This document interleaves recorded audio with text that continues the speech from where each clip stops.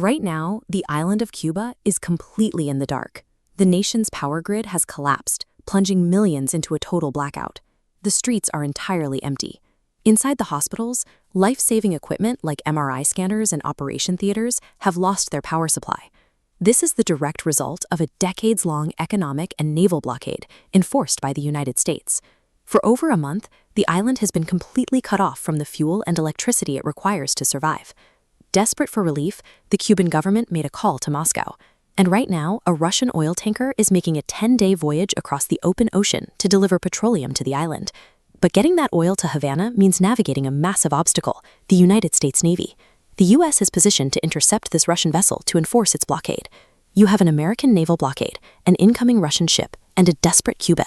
We have seen this exact geopolitical collision before.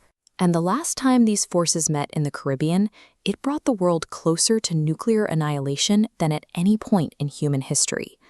To understand why the U.S. is so deeply invested in a small island nation, look at the map. Cuba sits roughly 90 miles off the southern tip of Florida.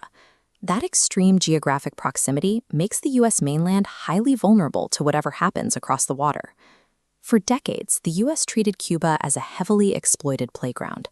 Under the regime of Fulgencio Batista, American corporate interests controlled the sugar mills, the coffee fields, and the tourist hubs. Havana became a haven for casinos and foreign wealth, leaving the local population completely shut out of their own economy. That dynamic shattered on January 1, 1959. Fidel Castro took control of the country and immediately handed the U.S. a massive financial blow.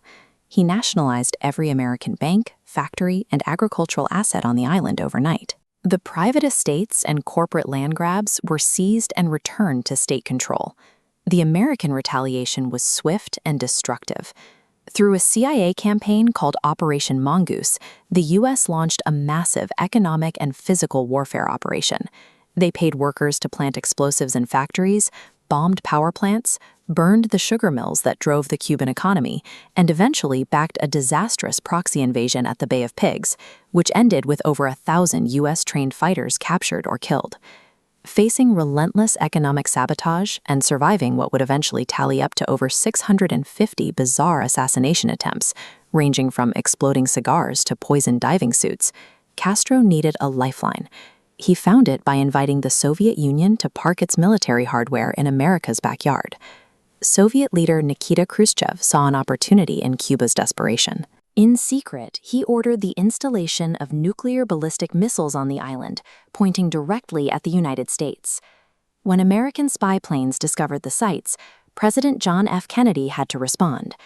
Rather than an outright invasion, Kennedy ordered a massive, multi-layered naval blockade around the entire island to stop any further Soviet reinforcement. The ocean became a highly volatile pressure cooker. American surveillance planes buzzed low over the water, and U.S. Navy destroyers began aggressively tracking Soviet vessels, dropping practice depth charges into the sea to force submarines to the surface. Deep underwater, one of those targets was the Soviet submarine B-59. It was armed with a nuclear torpedo.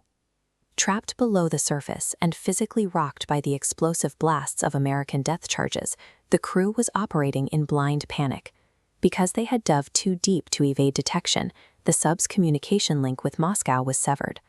Sweating in the dark and feeling the hull shake from the explosions above, the Soviet commanders concluded that World War III had already begun.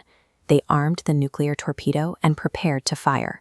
Standard protocol required the unanimous consent of 3 senior officers on board to authorize a nuclear strike. 2 of them ordered the launch. The third, a man named Vasily Arkhipov, refused. His single dissenting vote stopped the torpedo from firing, preventing a full-scale nuclear exchange. The 2 superpowers eventually negotiated a stand-down, pulling their respective missiles out of Cuba, Italy, and Turkey. But this agreement was an illusion of peace. It removed the immediate threat of nuclear warheads, but it left the suffocating American economic blockade entirely intact, designed to slowly starve the Cuban state over the next 6 decades. When the world's major superpowers lock eyes in a high-stakes standoff, it creates massive geopolitical blind spots, and other nations often use that distraction to launch their own aggressive military campaigns. We saw this exactly in October 1962. While the entire globe was terrified by the prospect of a nuclear exchange over Cuba, China used the chaos as cover to launch an invasion into India, successfully annexing a massive portion of the Ladakh region known as Aksai Chin. Fast forward to today. The long era of direct rule by Fidel and his brother Raúl Castro has officially ended, but the systemic infrastructure of the American blockade, the very mechanism that brought the world to the brink, is exactly the same. Now, look at the current geopolitical map. The United States and Russia are already severely overextended, pouring resources into grinding conflicts in Ukraine and the Middle East. With tensions boiling over Taiwan as well, a new sudden flashpoint in the Caribbean is incredibly dangerous. As American forces intercept that incoming Russian oil tanker to maintain their grip on Cuba, they force Vladimir Putin into a corner, and a cornered, distracted leader with a massive military arsenal has to project strength. The weapons of choice may have shifted. Instead of ballistic missiles, now it's collapsed energy grids, crippling fuel embargoes, and strict financial sanctions. But the underlying conflict over this Caribbean island never actually ended. And as that Russian oil tanker inches closer to Havana, the world is once again holding its breath.